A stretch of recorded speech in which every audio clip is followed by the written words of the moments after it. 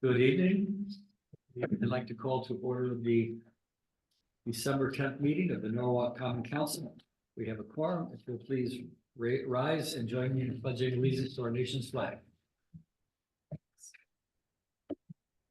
Pledge allegiance to the flag of the United States of America, to the republic for which it stands, one nation under God, indivisible, with liberty and justice for all. Thank you. Look, if you please call the roll. Mr. Burnett, Present. Mr. Goldstein, Here. Mr. Lopez, Here. Ms. Najolski Eichner, Present. Ms. Smith. Here. Ms. Ayers, Present. Mr. Seed, Present. Mr. Wiggins. Ms. Young. Here. Ms. Edie. Here. Ms. Winterstrand. Here. Ms. Dunn. Here. Mr. Sutton, Present. Mr. Frere, Here. Ms. Shanahan. Mr. Wiggins. Ms. Shanahan. 13, we have a quorum. Okay. Next item on the agenda, acceptance of the minutes of the regular meeting, November 26, 2024. Do I have a motion? Ms. Smith, are there any corrections, deletions, or omissions?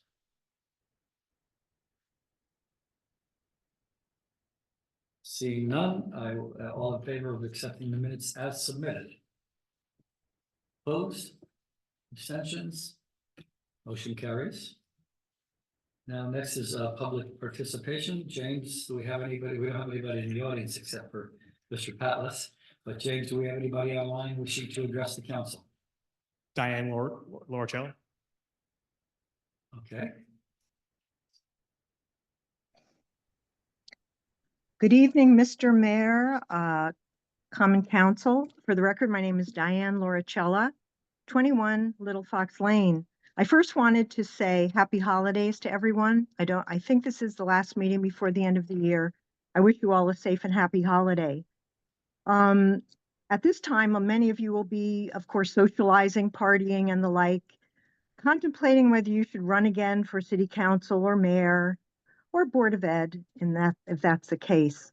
I just ask, my comments today have to do with having to do with due diligence. Are you doing your due diligence to some degree? If you find that you just don't have the time, I would suggest you Ms. may want. Loricella, that's not an item on the agenda. Well, here's the item on the agenda with due diligence. Item B3, Corporation Council. I listened to the meeting. I just wanted to ask if this could be tabled or sent back to committee, because I would like all of you to see if you can answer these questions. Have you done your due diligence related to this particular idea? Can you answer the following? Where was this idea advertised?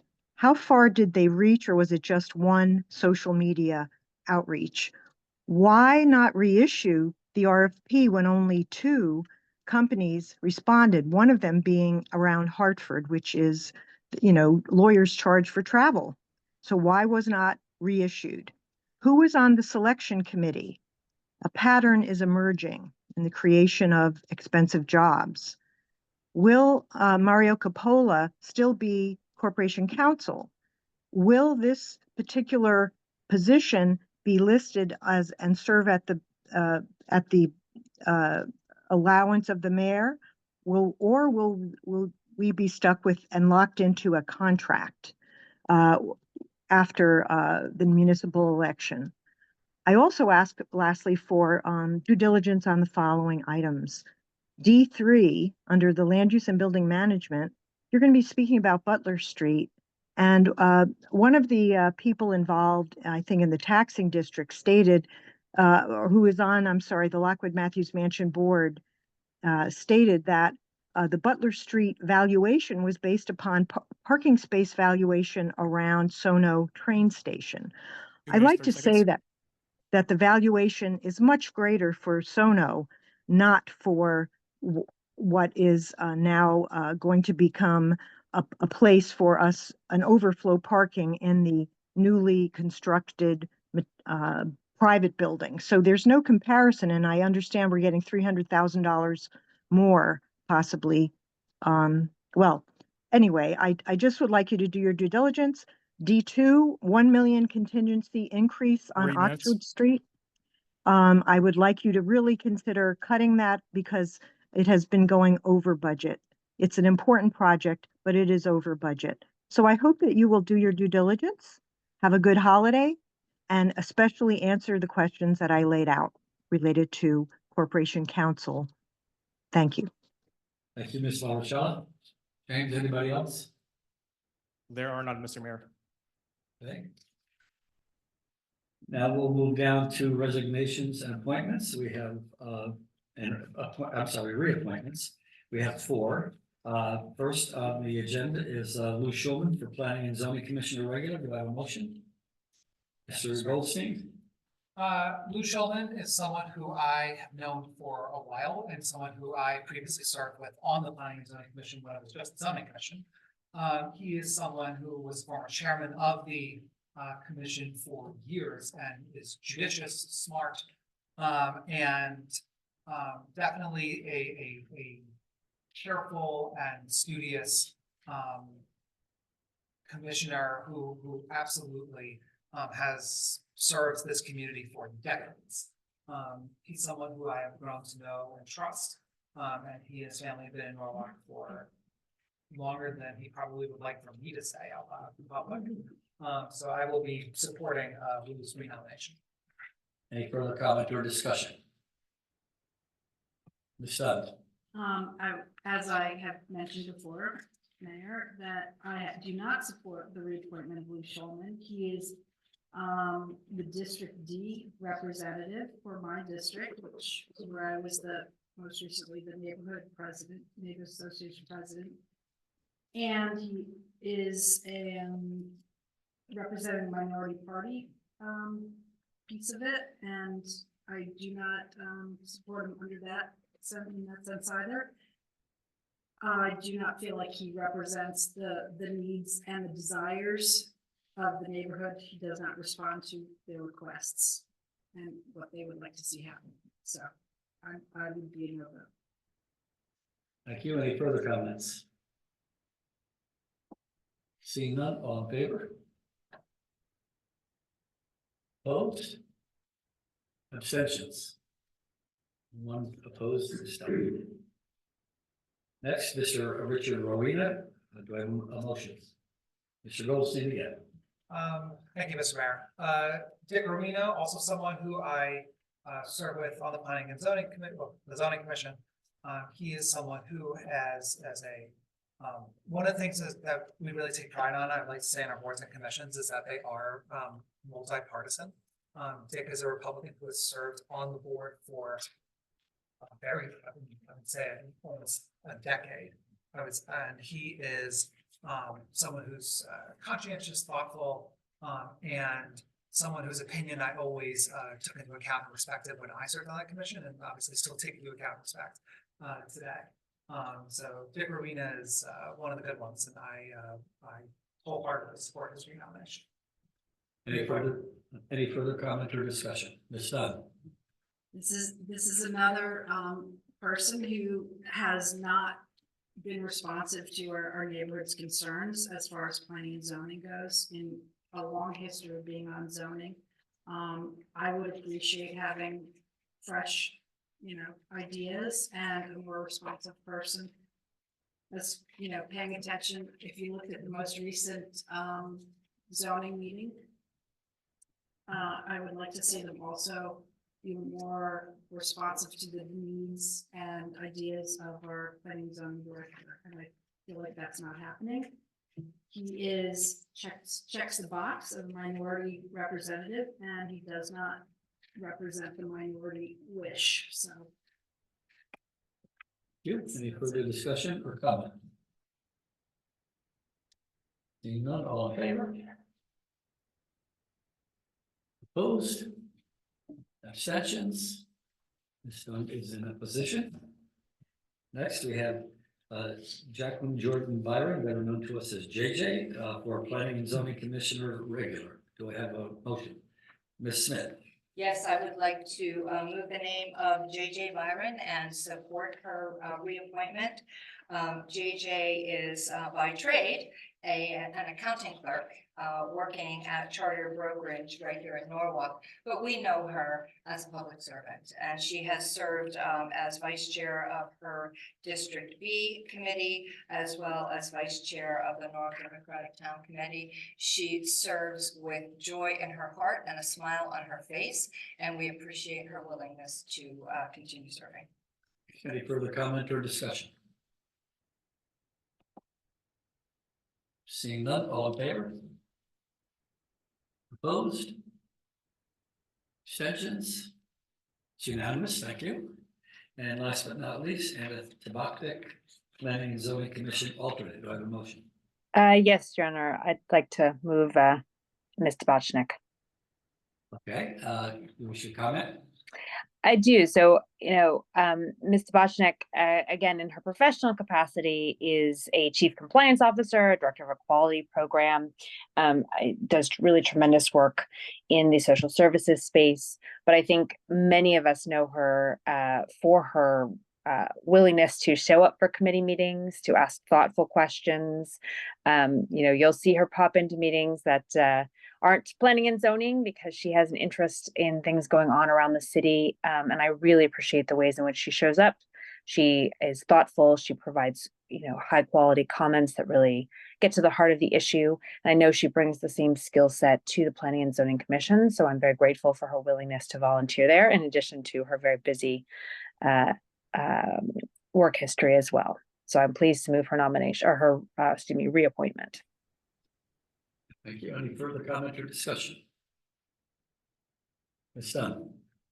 I wholeheartedly support reappointing Anna. She's really asks the questions that need to be asked in zoning meetings and does her homework. She doesn't just show up at the meetings. She shows that she's really thought about the issues and the pros and cons of everything. And I really appreciate that. So thank you. Thank you. Further comment or discussion? Seeing none, all in favor? Opposed? Abstentions? Motion carries unanimously. Thank you. Moves on to mayor's comments. I have a couple. One, as most of you know, the Fairfield Avenue Bridge is now open. Last Monday, we held a ribbon cutting. The bridge reopened exactly 7 months after that horrendous fire that rendered it inoperable or not safe. The quick turnaround is really a tribute to everybody who participated. Certainly, Department of Transportation, certainly the governor's office. It was just absolutely amazing. Not only did it come in probably 5 months earlier than anticipated, but it came in costing less, which is always a nice combination. So I'd like to thank several people. One, the Norwalk Fire Department for their rapid response that night in containing the fire. Probably saved a lot more damage than we realized. Norwalk Police Department, who were stressed and strapped for I don't know how long for rerouting traffic until we got the turnpike open again 80 hours later, by the way. Yonkers Construction, they were swift in helping and with coordination, but also I really want to thank the citizens of Norwalk. They were inconvenienced for quite some time, and they just didn't. I didn't get any complaints. They were just very patient about it, and they understood that this is something beyond anybody's control. So, thanking the Norwalk citizens for all their patience and helping us. Next, we have a pocket park at the intersection of Burr Avenue and Water Street. We celebrated the opening last Friday. It was privately funded by Austin and Allison McQuaid. Those names may sound familiar to you because they're also our Manresa Island heroes. So not only did they fund this park, but they did so with sustainability in mind. They planted trees. They did several. The park has a drought-resistant landscaping and water-wise irrigation systems. So it's just one thing. Another public citizen coming out and helping. This did not cost the city of Norwalk one nickel. Sorry. Oh, did I say McQuaid? Yeah. Austin and Allison McCord.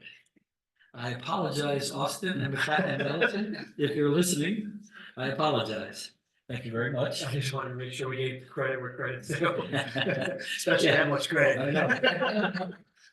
Also, we're proud to share that the city of Norwalk's Community Resource Center, run under the leadership of Lamont Daniels and Anna Vivian Estrella. It's when the Connecticut Conference of Municipalities, the Municipal Excellence Award. It's a hub which is housed in our Community Services Division, created in 2022, and connects residents directly to the community providers that they need to find their help. We have helped in over 2,000 families, and well over 3,000 individuals were led to finding the resources that they need by the Community Resource Hub. And I think it's an excellent and amazing program. And I want to thank Lamont Daniels and Anna Vivian Estrella for really putting that together and working so hard with it. Also, as you may have heard, on Wednesday, December 8th at 6 p.m. here at City Hall in the concert hall, we're going to be meeting it's going to be a meeting to help the immigrant community understand what their rights are under the law.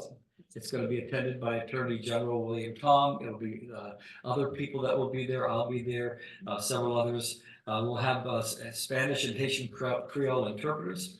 A lot of people are concerned about what their status is and what that means to them in the coming years. And we want to make sure that they understand not only what their rights are, but how they can exercise their rights if they feel those rights are being compromised. Yeah, December 18th. Yes. Did I say 18th? Go ahead. December 18th. The meeting will include opportunities for question and answer discussion. And last but not least, if you attended our extravaganza last Saturday night in South Norwalk, we had quite an event. It was really nice. Probably, well, several thousand people attended in order to watch Santa Claus rappel down 50 Washington Street. I think next year he may decide to take a fire truck. But anyway, it was an event. Now it's a story. So we're only a few days away from our Wall Street Wonderland holiday event. It'll take place Saturday, December 14th, from 4 to 7. The event is free and will showcase our vibrant Wall Street neighborhood with the tree lighting ceremony at 6 p.m. The tree lighting will take place. We also have rides. It will have performances by some local groups, including the Norwalk Conservatory of Arts, Norwalk Metropolitan Youth Ballet, and the Pompos Dance Troupe. I've seen them all, and they're absolutely phenomenal, and it'd be very entertaining. Several Wall Street businesses will do pop-up experiences, and we invite everyone to shop and support our local community. Now I turn it over to Ms. Smith, Council President. Thank you very much, Mayor. One announcement before we move on is that there will be no common council meeting on Christmas Eve, December 24th. That meeting is officially canceled. Okay, and so moving on, and I would just like to take a moment to wish everyone here on the council and Norwalkers a happy, healthy holiday season. And we will see everyone in the new year. And so moving on under general business tonight, we have the pleasure of the company of the president and CEO of the Maritime Aquarium, Jason Patlas, here to give us a presentation on the economic outlook of the Maritime Aquarium. It's one of our great treasures here in the city. Yes. So I'll turn it over to you, Jason. Thank you for being here. Well, thank you, Madam Chair. Thank you, Mr. Mayor. Thank you to the members of the Common Council. It's a great honor for me to be here to talk a little bit about the Maritime Aquarium. As everybody knows, we are in SoNo, but a lot of people don't really know what exists beneath the surface of the aquarium. So this opportunity is really wonderful, and I'm deeply indebted for it. So for the next few minutes, I want to give you a sense of what's new, a little bit of our commitment to Norwalk, the economic benefit to both the city and the state, and then a few programmatic highlights and some of the challenges and opportunities ahead. So what's new at the Maritime Aquarium? It always starts with our animals. And with the opening of Pinniped Cove, which is our largest exhibit, Governor Lamont came down for the opening a number of years ago. We have been well known throughout the zoo and aquarium community And we acquired 2 new seals, one of whom was pregnant. And so Sono is our newest collection, our newest pup in that collection, 1.5 years old. This is a picture of Sono, another picture of Sono. We're looking for a playmate for him these days. Also new, as of today, going on exhibit is a new 2-toed sloth as part of our non-aquatic collection. And then our sturgeon touch tank. This is the only touch tank for Atlantic sturgeon in the United States, right here in Norwalk. There are 3 other aquariums with touch tanks that have Gulf sturgeon and lake sturgeon. We are the only ones with the endangered Atlantic sturgeon, which is native to Connecticut and New England. Our accreditation, which is for 5 years, also is relatively new. Last year, we had an inspection team came up. The head of Disney Animal Operations, all of Disney came up. He was the lead inspector, and this is what he said about us. Our guest-facing appearance, excellent. Our back of house, outstanding. Again, special recognition for Pinniped Cove and its state-of-the-art front and back conditions. Our life support systems, profession leading. Our dive program, among the industry leaders. Our action plan for diversity, equity, inclusivity, and accessibility, a model for AZA institutions. It's now a reference document that's used by all other zoos and aquariums for what they should be doing on these issues. Our education, incredibly strong. Our conservation, showing significant growth. A tribute to our financial health and stability. And then a very nice shout out for the executive leadership and the culture of collaboration within the aquarium. Those are great accolades through the inspection process, but more than that are the awards that we've received from the Association of Zoos and Aquariums going back to 2016. Since then, there's only one aquarium in the entire nation that's won more awards than us. It happens to be the Shedd Aquarium in Chicago. No other aquarium, save Shedd, has won more awards than you see here, and it runs the gamut of our programs. Those top honor awards, that's the top recognition that for that category. So a number of education, top honors, volunteer engagement, top honors. We are known for our standard of excellence throughout the AZA community. Our recognition goes beyond that. The Institute for Museum and Library Services recognized us as a finalist in 2021, the only aquarium again in the nation with this award. We repeated that in 2022, and this is at the nomination of Congressman Jim Himes. And again, going beyond the zoo and aquarium world, this year we won for outstanding organization from the National Marine Educators Association. And there's only one other aquarium in the country that ever won this award, and that's the Monterey Bay Aquarium. So you look at us against Shedd, you look at us against Monterey, I'll accept that company right here in Norwalk. One of our standout programs, of course, is our vessel programs, our RV Spirit of the Sound, which was the first 2014 hybrid electric battery powered vessel on the water in the United States. It's now being repowered. We're looking to acquire a second vessel as we want to continue our work beyond the walls of the aquarium. We have a big focus on sustainability. The state has been very supportive of these efforts, in particular thanks to the Neighborhood Assistance Act. We joined 24 other aquariums in 2022 on Earth Day to assume a climate commitment where we would be carbon neutral by 2035. Our biggest initiative to date right now is a combined heat and power unit that is currently being installed, which will reduce our carbon footprint by about 30%, and our utility costs, our electric bill, by about 20%. And we're doing that with a lot of federal and state assistance, as well as a lot of private philanthropy. So just stepping back, some of the basic facts, we are at better than pre-pandemic numbers with over 500,000 visitors a year, 60,000 students participating in our programs all year long. We've grown very significantly from about $11 million budget to an $18 million annual budget.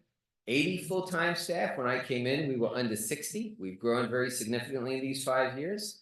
Our part-time staff, our volunteers really contribute to what we do. 7,500 animals is an extraordinary number of animals for an aquarium. I will tell you the secret to that. It's that half of those are our jellies. We count our jellies, which every one is an animal that gets tracked in our system.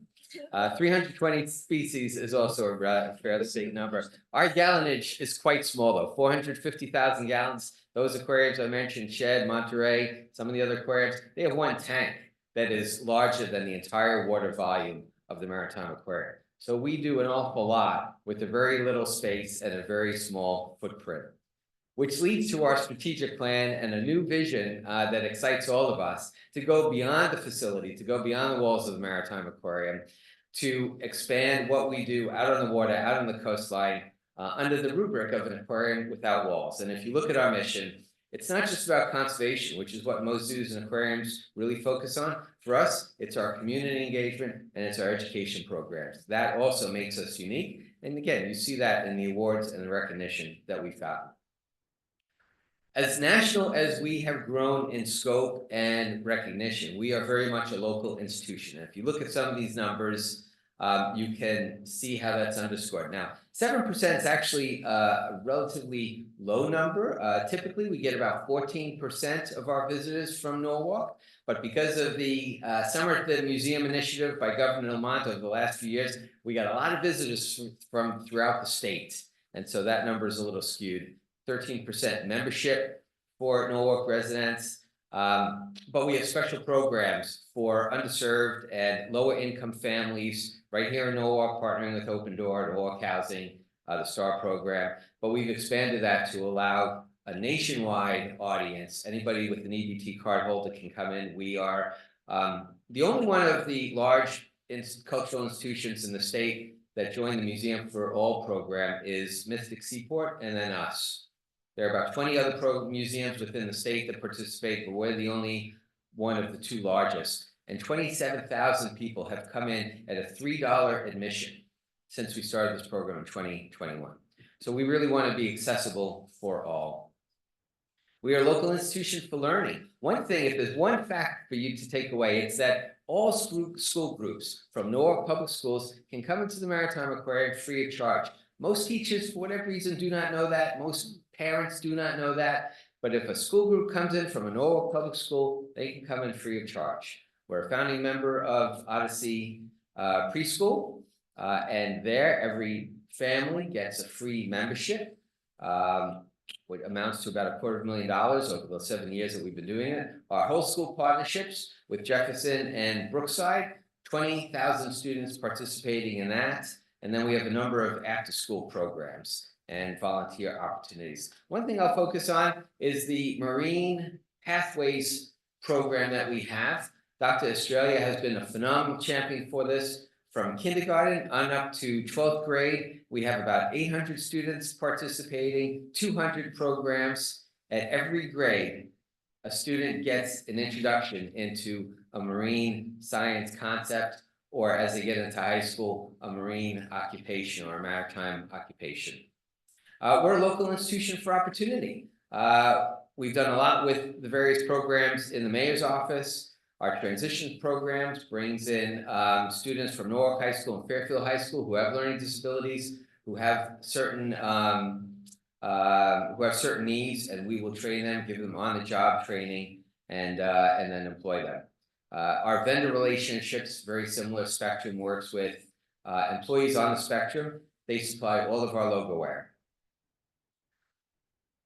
We are a local institution for community science. We'll have thousands of people from around the community participating in frog tracking, in turtle tracking, in horseshoe crab tagging, and looking at their own backyard for what they see. These are programs that are really important and that have a national implication, but that are based right here in Norwalk. We're a local institution for giving. We do a lot of fundraising and drives for food, for gifts, for Open Door, for person to person each year. And then we were a local institution for leadership. When the pandemic was taking place, we partnered with both the city and the state to serve as a vaccination site. And this long line right here that you see is not for admission into the aquarium, it's to get a COVID vaccine. And we partner a great deal with the various nonprofits and civic organizations throughout the city.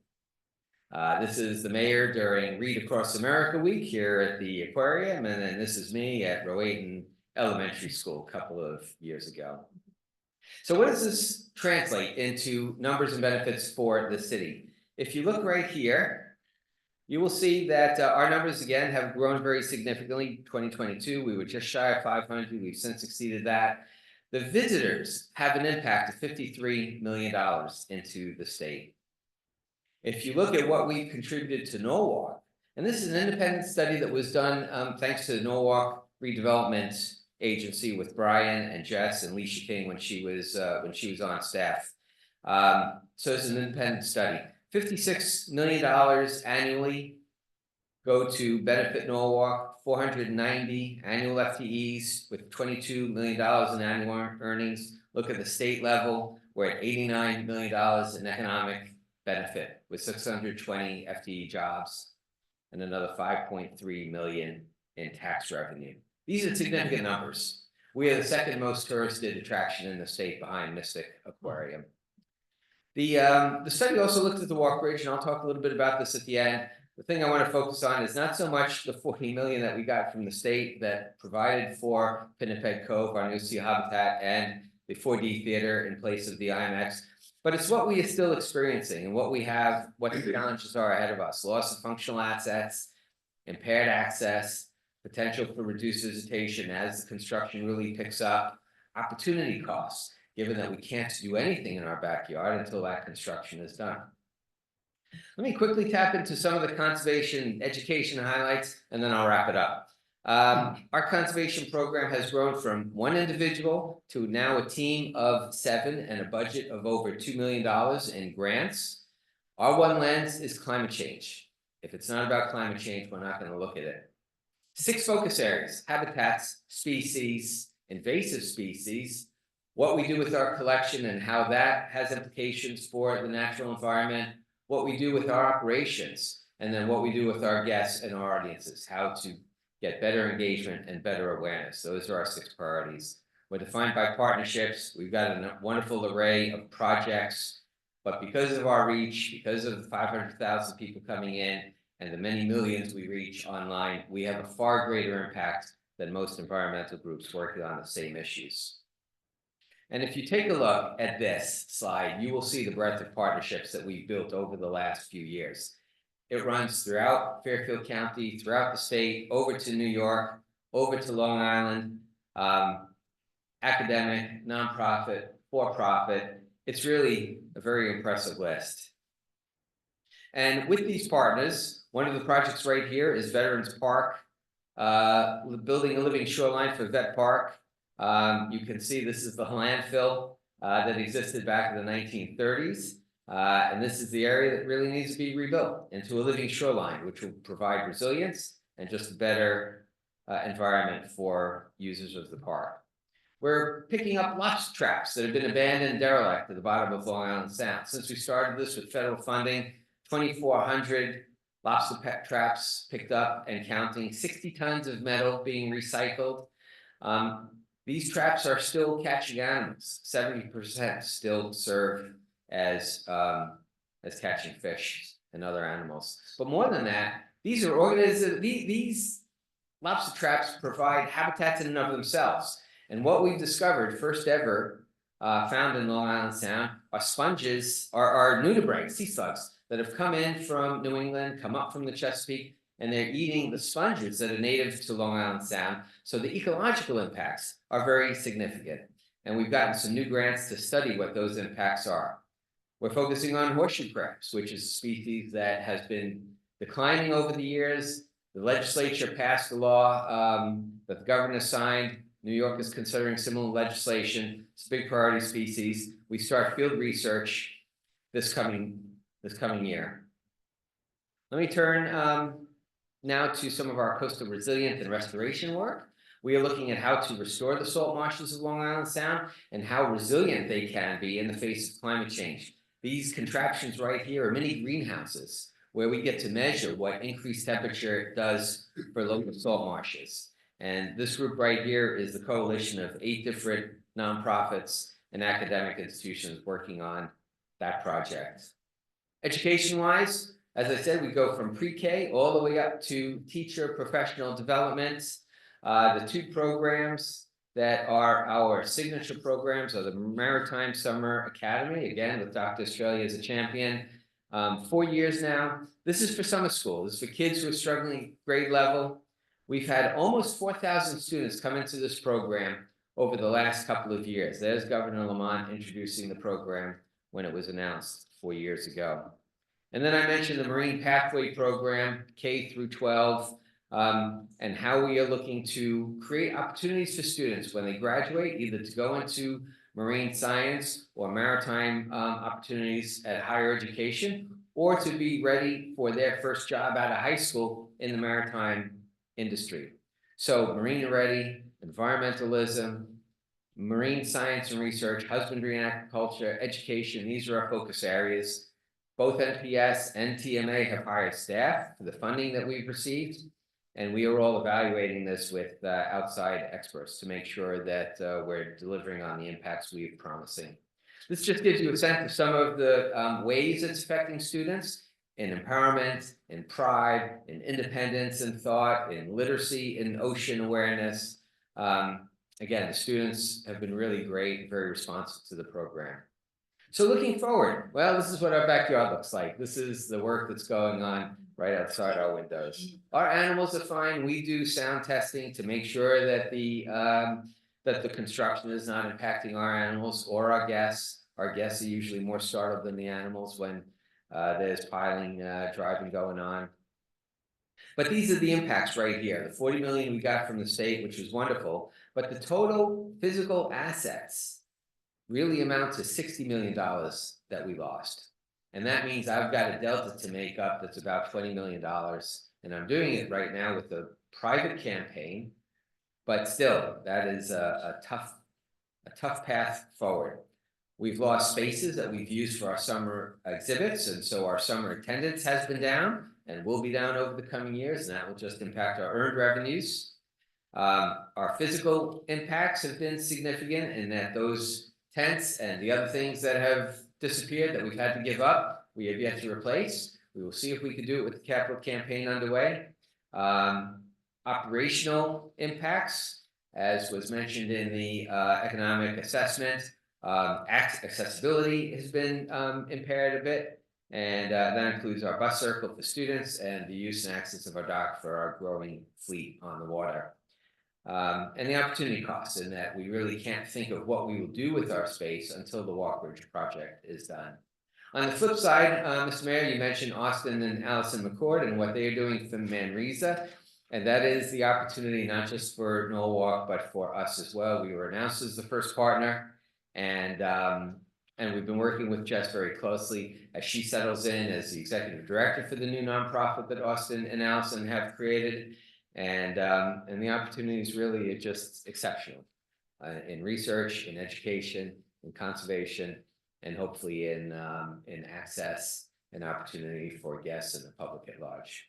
So with that, let me say thank you again for the opportunity to present before you, and invite you to ask any questions that you might have.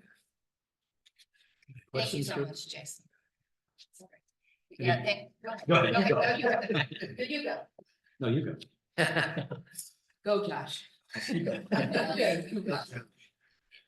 Yeah, just a quick comment. I'm so impressed with your conservation efforts and how much you have grown the educational aspect and partnership with Norwalk Public Schools over the years. And it's incredible for our school students. So I really want to highlight that.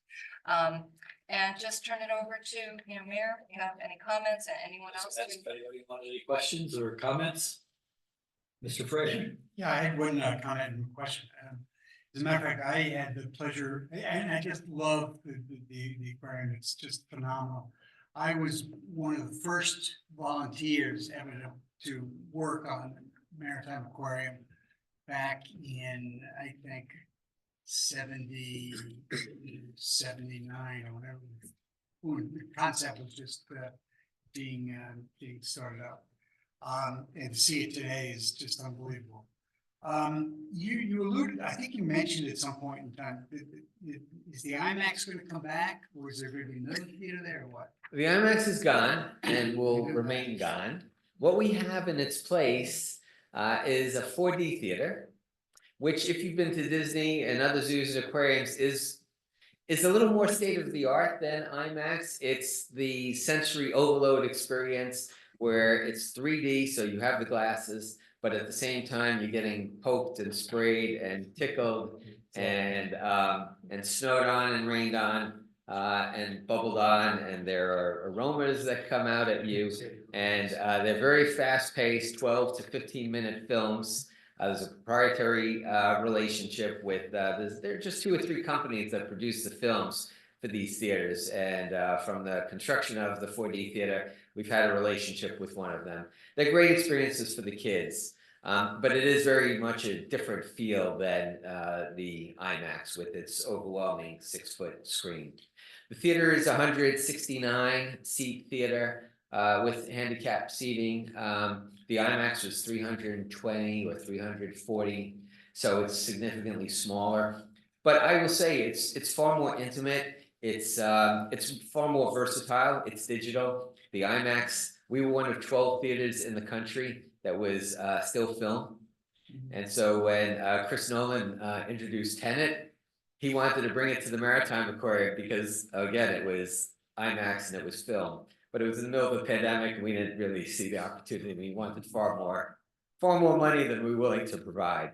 But the 4D theater is digital, so we can basically show any film that is that's available in the theater.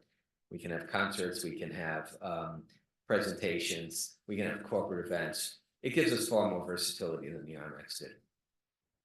Thank you. Mr. Jill Skagner? Thank you very much, Mr. Mayor. And thank you so much for coming and presenting to us. As a dedicated user of the aquarium, I'm incredibly grateful. Many a rainy day. But one question that I had in listening to your really fantastic presentation about all your partnerships, I wondered if you have talked at all to our Department of Public Works and or our Water Pollution Control Authority. You know, the city just finished this new stormwater management plan, which has a huge education component requirement to it. And I think might be a really interesting partnership to explore.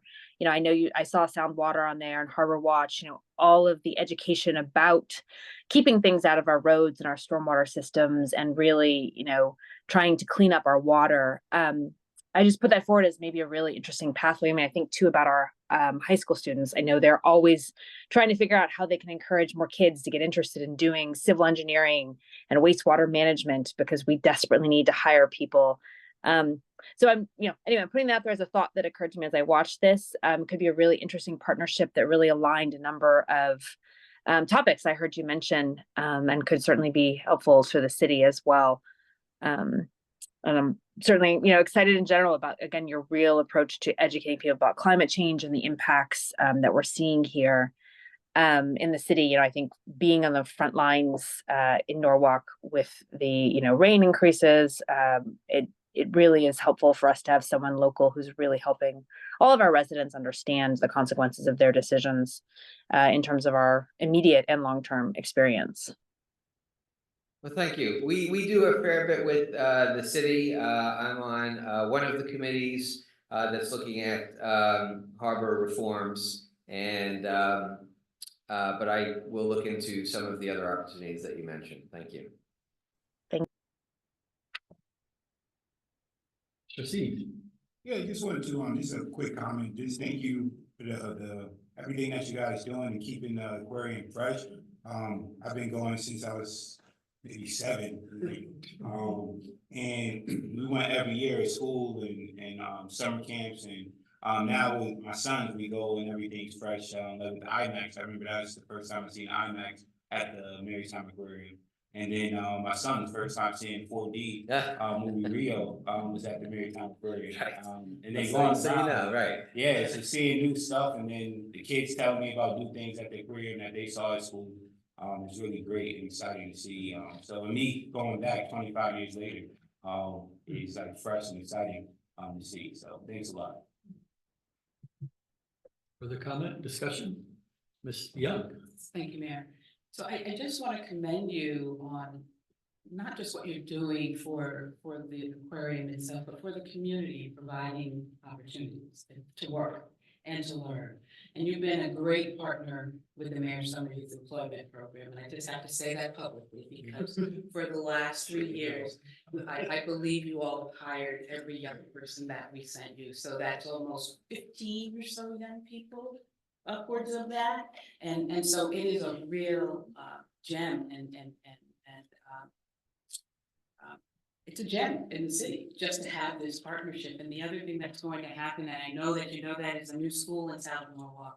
And there are all these opportunities to partner and to grow the minds of our young people. We live on the coast. I mean, you can see it every day. So they need to get to know what that life is like, what marine life is like, what living by the water and the ocean is like, and what our responsibilities are as people who live this close to the coast. But I just appreciate everything that you've done for the aquarium and for Norwalk. I mean, I think, I have to say this, I saw something, and I don't want to say it on TikTok, but it was. So there are these little things that little cards for your community. So you saw that, right? So Connecticut has the little sites of places you can go see. Norwalk was not on it, was not in that packet. And listening to you, that came to my mind. I don't know how our aquarium is not a destination for this area, but that's something we've got to work on. I know you do a fantastic job, and people know about us, but I just appreciate you and your staff. They are really wonderful. Well, thank you. The summer youth program is a great program, and the students that come out of it are great, and we are happy to hire them. And if there's one thing to underscore from the comments, it's that a lot of the success of the Maritime Aquarium comes from sources outside of the Maritime Aquarium. It comes from leaders like Dr. Estrella, comes certainly from the mayor, who's no bigger champion than the mayor for the Maritime Aquarium. It comes from all of you.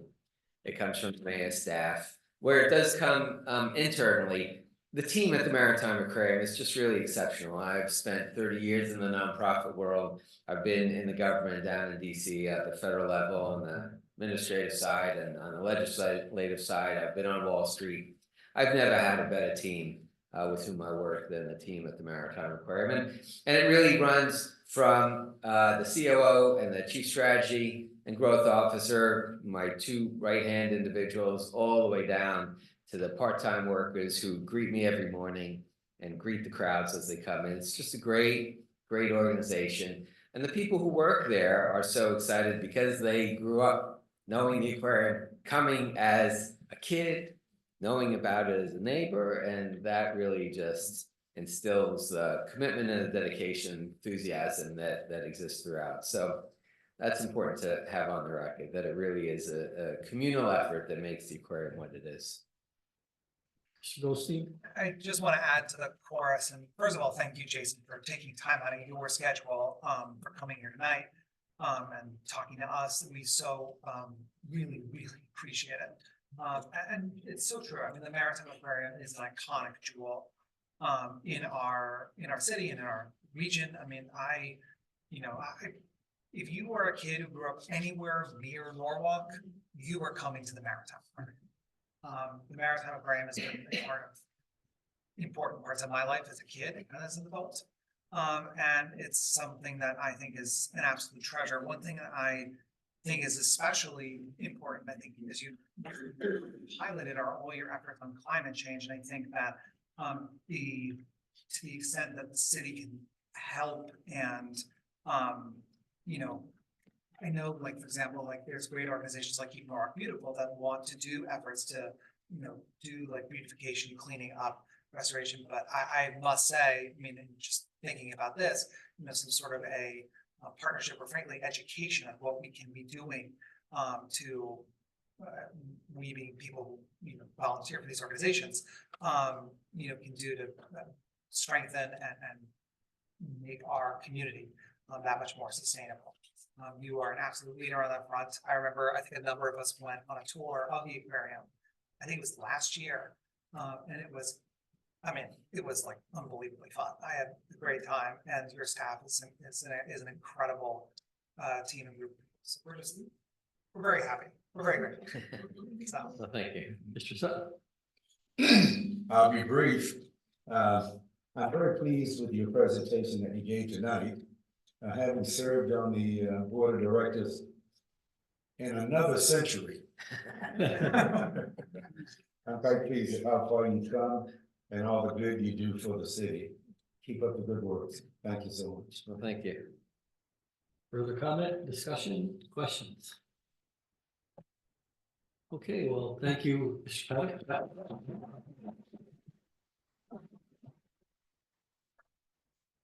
And now we'll go back to the council president. And we are moving on now to the consent calendar, tonight being read by council member Ms. Dunn. Thank you. All right, so, 7, finance and claims. Authorize the mayor, Harry W. Rowan, to execute an agreement with Municipal Tax Services LLC for motor vehicle registration. that is off. Number 1 is off. Oh, the other one, came up. Sorry. Number 2, authorize the mayor, Harry W. Rowan, to execute an agreement with Tyler Technologies or commercial valuation services for a term of 1 year with 4 options to extend for 1 year, each in a sum not to exceed $45,000 per year, account noted. Number 3, authorize the mayor, Harry W. Rowan, to enter a 3-year purchase agreement with Environmental Systems Research Institute, Inc. for urban planning licenses, annual amount not to exceed $11,000 for a total not to exceed $32,000, account noted. Number 4, authorize the mayor, Harry W. Rowan, to enter into an agreement on purchase agreement with Yearmap US Inc. for high resolution aerial imagery and mapping services with a total cost not to exceed $59,834.88, account noted. Number 5, authorize the purchasing agent to issue a purchasing order for purchase of a 1-year license of an online form enterprise solutions for JotForm Inc. at a cost of $11,646 with auto renewal at the first year, account noted. Number 6, authorize the Department of Recreation and Parks to transfer $13,724.59 in ARPA funding from account noted into account noted for skate park construction concrete testing services. Number 7, authorize the Department of Recreation and Parks to transfer $15,201.62 in ARPA funding from account noted into account noted to supplement an existing contract with the city's arborist. Number 8, authorize the Department of Public Works to transfer $491,000 in ARPA funding from account noted into account noted for the pavement management program. Authorize the Department of Public Works to transfer $21,500 in ARPA funding from account noted into account noted for the pavement management program. Number 11, resolution requesting authorization to transfer up to $25,000 to ARPA account noted arbor use plan study from ARPA account noted event planner. You want to stop here? Yep. Public Safety General Government, authorize the mayor, Harry W. Rowan, to execute an extension agreement with Fleet Auto Supply under RFP project number 4123 for the uplift of police vehicles until February 27, 2026, in the amount not to exceed $275,000 per year. Number 2, authorize purchasing agents Sharon Connors to execute the purchasing order on behalf of the Norwalk Police Department to Fleet Auto Supply under RFP project number 4123 for the uplift of police vehicles based on unit pricing and the availability of funds not to exceed $275,000. Number 3, authorize arrangement for a corporate counsel position to be changed from an employee to a contract, and to authorize the mayor to execute an agreement with Bertram Moses PC to provide legal services and representation to the city of Norwalk. Number 4, salary recommendation for registrar of voters and deputy registrar of voters. A, pursuant to Chapter 1, Section 6-2 of the Charter of the City of Norwalk, effective upon the commencement of the next term of office of the Registrar of Voters, the Common Council fixes the salary of the Registrar of Voters at $79,000 annually and hereby orders the city clerk to update Appendix Part 7 of Chapter 131, Section 3 of the Code of the City of Norwalk to reflect this salary. B, pursuant to Chapter 1, Section 6-2 of the Charter of the City of Norwalk, effective upon the commencement of the next term of office of the Deputy Registrar of Voters, the Common Council fixes the salary of the Deputy Registrar of Voters at $70,000 annually and hereby orders the city clerk to update Appendix Part 7 of Chapter 131, Section 3 of the Code of the City of Norwalk to reflect the salary. Economic and Community Development. One, authorize the mayor, Harry W. Willing, to execute amendment one to the agreement between the city of Norwalk and Stantec Consulting Services Inc. for the project closeout services for Norwalk River Valley Trail Phase Two State Project 102-350 for a lump sum fee of $40,000. Account noted. Two, authorize the mayor, Harry W. Willing, to enter into any and all documents and agreements required by the United States Department of Transportation to accept grant funding under the Safe Streets for All fiscal year 24 grant program. Federal award number 693 JJ 32540311. Account noted. Authorize number 3. Authorize the mayor, Harry W. Willing, to execute any and all documents and agreements required by the Connecticut Department of Transportation to accept grant funding under the Community Connectivity Grant Program for the Hospital Hill Village District Safety Enhancement Project. Account noted. Number 4, authorize the mayor, Harry W. Willing, to sign an agreement with the Western Connecticut Council of Governors, Westcott, for the Active Transportation Micro Grant Program for release of the grant funds in the amount of $4,788. Account noted. Number 5, authorize the mayor, Harry W. Willing, to enter into any and all agreements related to improvements to Richards Avenue and West Cedar Street as part of the Connecticut Department of Transportation Local Capital Improvement Program with grant funding administered through the Western Council of Governments and all other agreements and documents required thereon. Number 6, authorize the mayor, Harry W. Willing, to enter into a license agreement for particular parking with the Connecticut Department of Transportation for property located along Monroe Street adjacent to the New Haven Main Rail Line. Number 7, authorize Harry W. Willing to execute a contract with Cultural Planning Group in the amount not to exceed $100,000 to complete the Arts and Culture Plan. Account noted. Land Use and Building Management. Number 1, authorize the mayor, Harry W. Willing, to execute a partial guaranteed maximum price amendment to the Newfield Construction Group LLC's contract for the New York Community Recreation Center at 98 South Main Street for a total not to exceed $9,268,033. Funds are available from the accounts noted. Note, balance of the trade packages are scheduled to be bid, therefore a final GMP will be submitted to the council for approval subject to the availability of additional funds. Number 2, authorize to increase the contingency allowance for the construction management Nuclear Construction Group LLC for the South North Elementary School project for an additional not to exceed $1 million. These funds will be available to implement improvements within the recently acquired Oxford Street properties. Account noted. Number 3, for informational purposes, update on acquisition of 6 Butler Street. E, Public Works. Number 1, authorize the purchasing agent to authorize a sole source purchase order for 2 Millennium Products Inc. for the purchase of a 10-year Wonko service plan Wonko setup, fleet programs and cellular service for Wonko messaging sign operated by DPW and Rex and Parks Department for an amount not to exceed $5,980. Account noted. City of Norwalk and M. Rondo Inc. Agreement Amendment. A, authorize the mayor, Harry W. Willing, to execute the second amendment to the February 6, 2024 agreement between the City of Norwalk and M. Rondo Inc. for purchasing project 4322 BRG 2023 on-call damage at various locations for a sum not to exceed $1,071,000 and $1,071,063. Counts noted. B, authorize the Chief of Operations and Public Works to execute orders on the contract between the City of Norwalk and Rondo Inc. for purchasing project 4322 DRG 2023-3 on-call drainage at various locations for a sum not to exceed $107,000, $106,000, $106.30. Counts noted. Number 3, authorize the mayor, Harry W. Willing, to execute a first amendment to the August 8, 2024 agreement between the City of Norwalk and the Glassett Companies LLC for project 4359 RZ 2024-3 curbs and sidewalks for Beacon Street and a sum not to exceed $75,000. Counts noted.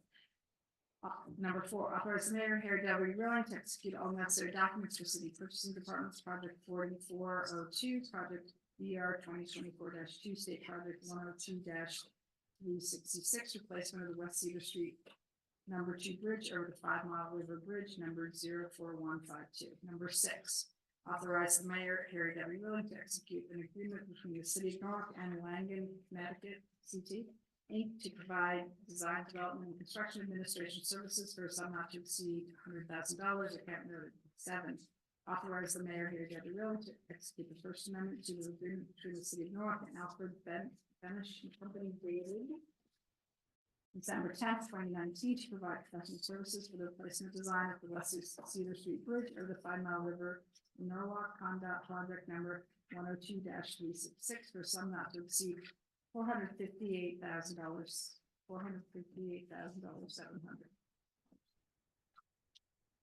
Authorize the mayor, Harry W. Rhodes, to enter into a maintenance agreement number 11.05-0124 with the Connecticut Department of Transportation under state encroachment permit number 3026270 for tree planting improvements within the state right of way along Riverside Avenue, State Route 809, and the Norwalk River Valley Trail.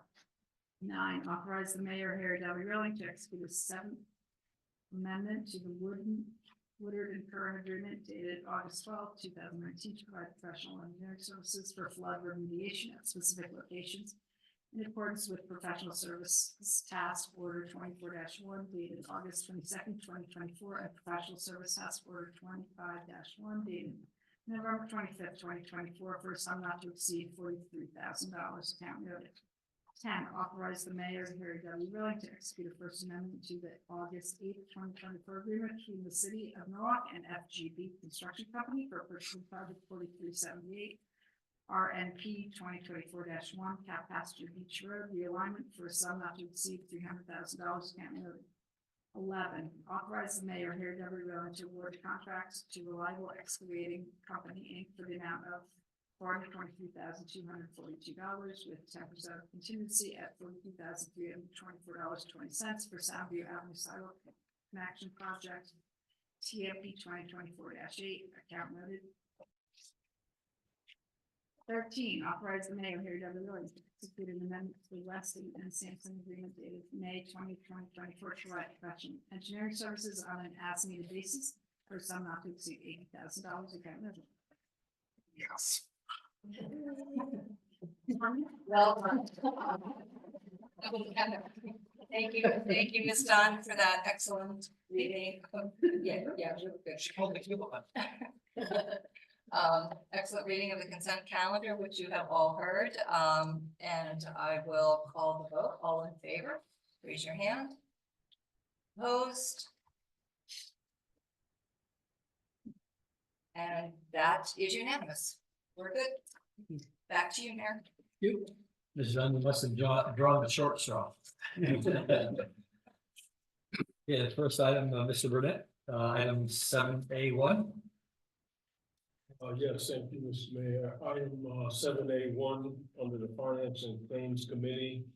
Authorize the mayor, Harry W. Rowling, to execute an agreement with Municipal Tax Services LLC for motor vehicle registration and tax compliance services for a term of 3 years with 2 options to extend for 1 year each. And I'd like to move this item and speak to it briefly. A few months ago at our September council meeting, the tax collector's office highlighted a few of the initiatives which resulted in the city's consistently successful tax collection rate, which ultimately has a positive effect on the city's overall budget. This item before the council this evening from the tax assessor's office has the potential to have a similar positive effect. Several cities are experiencing motor vehicles not being properly registered in their communities. And this item is an initiative here in Norwalk to identify those vehicles not properly registered in our city and provide them with an opportunity to register their vehicles properly. It's important that we all contribute towards the continued growth and enhancement of the city. We have with us this evening our tax assessor, Paul Gorman, on the call to provide additional background and answer any questions that council members might have.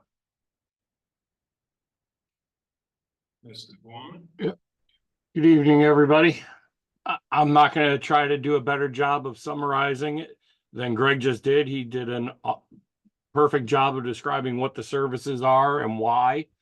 So I'll just really open up the floor to questions if you have any about the service.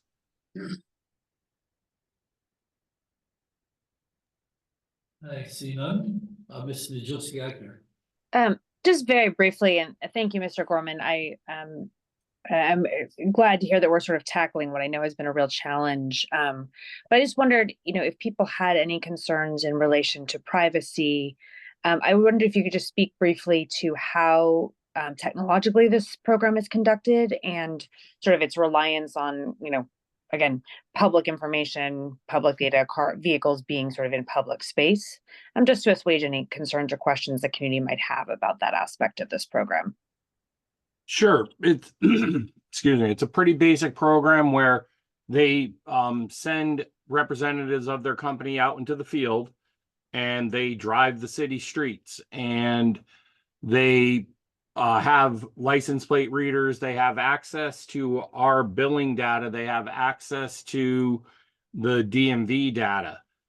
And when they find vehicles that are parked on a particular city street and it's not registered in Norwalk, that doesn't automatically mean that somebody's going to get a bill from us. They will then sweep the rest of the city, and then when they come back, if it's there again repeatedly on multiple sweeps, the person will receive a letter in the mail saying you may have a tax obligation to the city of Norwalk. Please contact us, meaning the company, because they handle all the first contact, to let us know if you're really not supposed to be registered in Norwalk. Okay, why was your car there on multiple occasions, to explain why your car shouldn't be registered in Norwalk.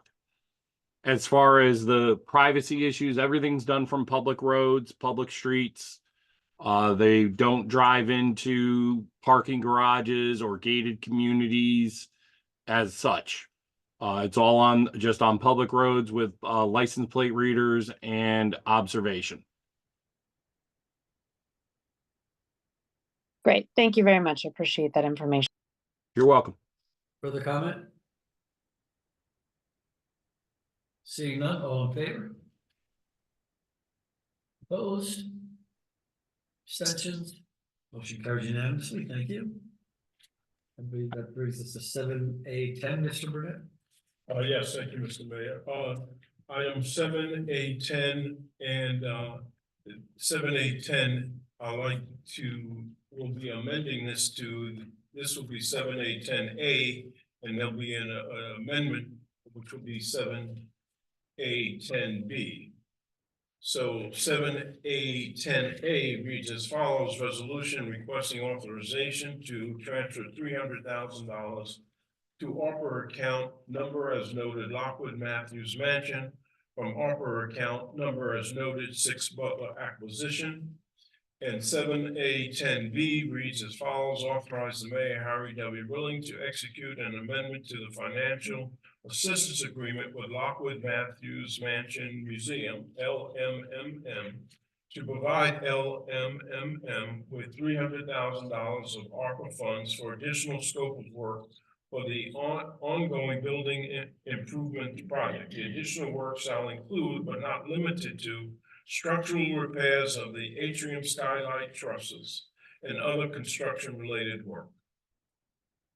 And if I can just briefly speak to this. I was gonna say we should probably vote to add that language. Okay. So there's an amendment to item 7A10. As read by Mr. Burnett. 7A-B10. B10, I'm sorry, 7B, yeah, 7B10. 7A10B. It's an amendment to the item that's on there, 7A10. And there's an addition of subsection A and subsection B as read by Mr. Burnett. I need a motion to add those. Motion. Okay, Ms. Smith, this motion, any further comment, discussion? Okay, all in favor of adding 7A10AB? Opposed? Motion carries. Mr. Burnett. Yes, thank you. Now that we've added this amendment, the additional dollars will support some recently identified additional work that needs to be done at Lockwood Matthews Mansion. And with the need to appropriate ARPA dollars in a timely manner, these dollars will be used to finish off, to further complete the project work at the location. Thank you. Any further comments, discussion? Okay, All in favor? Opposed? Abstentions, motion carries. Thank you. That brings us to Mr. Prayer, I believe. Thank you, Mr. Mayor. This is E number 5 under the Public Works. Contact Dayton Construction Company, Inc. for the City Purchasing Department, project number 4402, project BR 2024-2, State Project 102-355, replacement of the West Cedar West Cedar Street number 2 bridge over the 5 Mile River, bridge number 04152. I'm going to read A and B together, so they go together. Authorize the mayor, Harry W. Reeling, to execute an agreement with Dayton Construction Company, Inc. for the City Purchasing Department, project 4402 project BR 2024-2, State Project 102-355, replacement of the West Cedar Street number 2 bridge over the 5 Mile River, bridge number 04152, for the sum not to exceed $4,463,188. Account so noted. And B, authorize the Chief of Operations and Public Works to execute orders on the contract with the Dayton Construction Company, Inc. for the City Purchasing Department, project 4402 project BR 2024-2, State Project 102-355, replacement of the West Cedar Street number 2 bridge over the 5 Mile River, bridge number 04152, for a sum not to exceed $446,318.80. Account so noted. I'd like to move that and just make a few comments on it. Mr. Furter. Yes. I also, James, if Ms. Valadares is not on the panel, could we move her over, or is she not there at all? She needs to be moved over. She's here. Okay. I just want to comment on that. This is a very significant, as you can see, this is almost a $5 million item, and this is very exciting. The bridge, the West Cedar Street Bridge, was built in 1910, and it's only 19 feet wide. It's severely been eroded at its base. As a matter of fact, in 2020, the Connecticut Department of Transportation came in and judged that the bridge was substandard and needed to be replaced. As I said, the current bridge is less than 19 feet wide. There's only a single.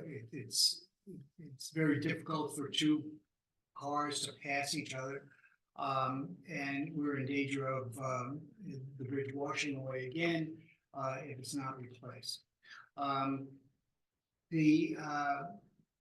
Also, there's no sidewalk across the bridge, so it's very difficult, very dangerous for pedestrians to try to walk across that bridge. Right now, there's a walkway that's attached to suspended on the outside of the bridge on the south side. The new bridge that will be 15 feet wider than the existing one will provide a 5-foot wide sidewalk, which will be on the bridge. It will also provide 2 11-foot wide lanes with 3-foot sidewalk, not sidewalks, but extended lanes. Depending on the utility movement, the utilities have to be replaced, which we're waiting to get approval for from those utilities. We could start work on this bridge in early spring, and we'll probably have the bridge finished by sometime during the fall. As I mentioned, the cost of the bridge is nearly $5 million, but through grants that we've gotten in place already, 80% of that is going to be taken care of. We expect that there is further funding that's going to come through, and we're waiting approval for it, which will take care of the entire 20%. So this is a great opportunity for us to go through and replace this aging bridge. The bridge will look, by the way, the facade of the bridge will look very much like what it is today.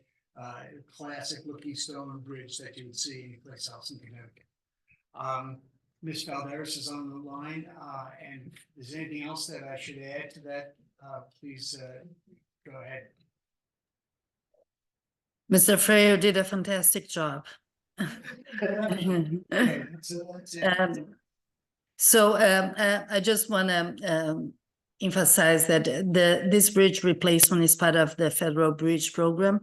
So the state ended up inspecting all our bridges that are over a 20-foot span, and then they rate them.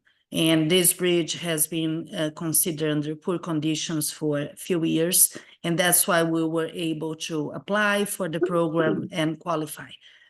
So as of now, we have a 80-20% match, but there has been a change in the program that we're trying to make sure that ours also qualify. And there is a chance that this bridge will be 100% funded by the state. As soon as I have that confirmation and I receive a letter, I'll report back to the committee. But as of now, we have been doing as a 80-20% share.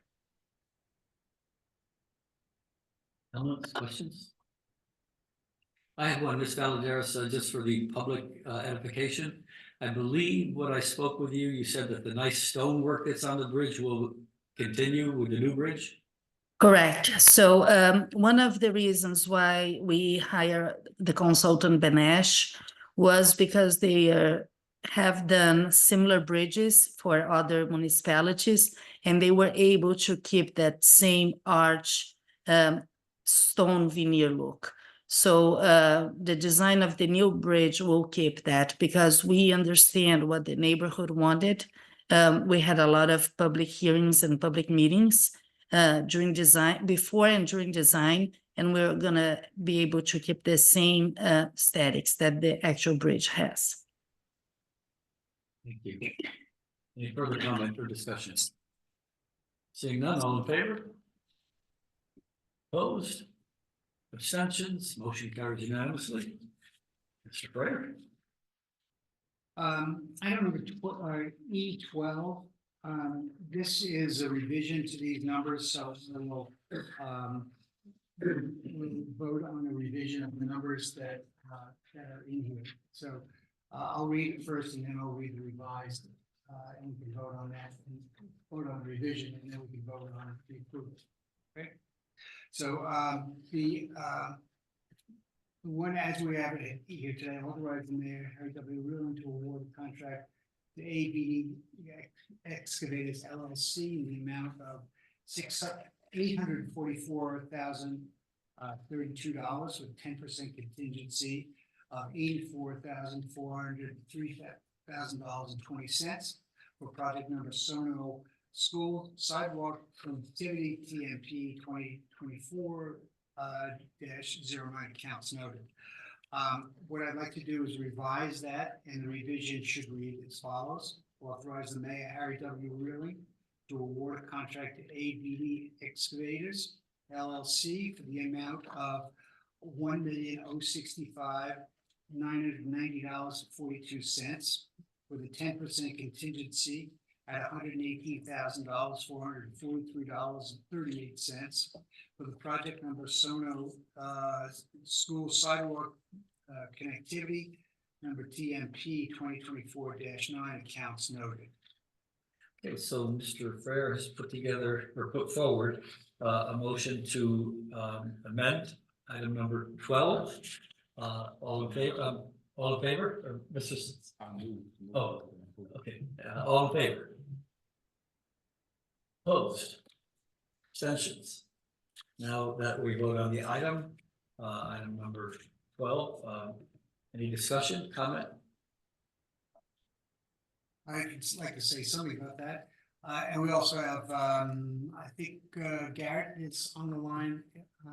Garrett, do you want to tell us a little bit about this? This is about sidewalks surrounding the walkway around the new Sono School. This is putting in sidewalks and curbs, concrete sidewalks that will add to the safety of the children that are going to be walking to school. Also, there's going to be an emphasis on ADA requirements or ADA requirements, and make sure that is adequate, as well as just there's going to be a lot of crossings, a lot of streets that are going to have to be crossed, and so we want to make sure that there's adequate safety precautions involved when those sidewalks are put in. So, Garrett, if I've missed something, please add to it. Oh, thank you for the introduction. Good evening, council members. I'd love it if Troy could have the opportunity to speak to this project a little bit. He's actually been involved with the planning, the design, and getting this project to construction from the very beginning, and we're really excited about it. I apologize, Troy, because I didn't see your name there. No problem, guys. I try to ignore Garrett, but go ahead. Thank you, Jim and Gary. Yeah, I came in a little late, but I wanted to pop on just to give a little bit of explanation to this. So going back a little bit, just to jog council's memory, originally we had an ARPA account of 1.5 million that was approved for this. It was titled Sono School Sidewalks. So we went through the design process and the competitive bid process. And we had a certain streets set in mind, which is working from north to south as Laura, Austin, Lexington Extension, Knapp, and the beginning of Oxford, which, if you're not familiar, leads to the northern entry of the school. Now, after review of the finances and the competitive bids, we realized that there would be this surplus of in the ARPA account, and it's time sensitive that we secure that, as you know, before the end of the year. So we spoke with our team, the contractor as well, and we think it would be beneficial for everybody to expand on that sidewalk project, the ADA accessibility and the safety, heading on the opposite side of the school with some other streets that directly connect from the South Main and Meadow side. That way we can further expand on that once the school's construction comes a little bit closer, and they'll be done disrupting that area. So we will have that contractor working on site most of next year. So when the school gets a little bit closer, we can also work our way around with these ARPA funds to help complete the other side as well. Discussion, comment? I just want to say that the council members were very concerned about the area of the new school and the safety of the children walking to school. And I think this is a great move in helping to address that. I also want to ensure that continue to monitor that area and make any improvements as required. So thank you, council members, for following through on this. All in favor? Wait, Nora's got her hand. I'm sorry? Nora just got her hand. Oh, I don't see it here. Okay, Nora? Thank you, Mayor. And just I'm very sorry. briefly, I just wanted to follow up on your points to say, you know, I'm so grateful and very thrilled to hear that we've got yet more funding to really expand the sidewalks. This, as you said, this has been a tremendous concern of the councils. We really want to make sure that this new school has everything that the students need to flourish. But I also want to particularly commend TMP. We talked about this a little bit in the DPW meeting, but I really appreciate the work that they have done with the neighborhood to really make sure that the plan for this is actually functional. You know, one of the streets is going to be going one way to increase safety. And I really I'm expressing my gratitude that they've really been thoughtful about the neighborhood's needs and really connected with the community in making changes like this. Thank you. Thank you. Further comment, discussion? All in favor? Opposed? Abstentions? Motion carries unanimously. Prior to adjournment, I would like to thank the council for the hard work for this year. I think we have accomplished quite a bit in the interest of so many areas, whether it's safety, making this improvements to the city of Norwalk. And I know that all the meetings that you have to attend throughout the month, It takes a lot of your time, it takes you away from your family, and I think I know the public appreciates all that you do. I know that everything that we put forward, you've done your due diligence, you've made sure that everything is transparent, that we know that people know what's going on with the council. All the committee meetings and all the council meetings are open to the public. So people should be able to come and understand what's going on and learn a little bit more about what's happening. So I do want to thank all of you for your time. I know you don't get paid very much. I think the public should know that at the end of the month, you get $47 after taxes. And so it's really a labor of love, a labor of love for the city and making sure that we move forward. And with that said, I would like to wish you all a very happy holiday season. And Ms. Young? I'm taking Lisa's spot. Oh, so having said that, do I have another motion? What is it? Motion to adjourn. Okay, we have a motion to adjourn. All in favor? Opposed? Abstentions? Motion carries. See you next year, or I'm sure I'll see you before. If you haven't had the grapefruit, they're in the caucus. Happy holidays. Happy holidays all. Yeah.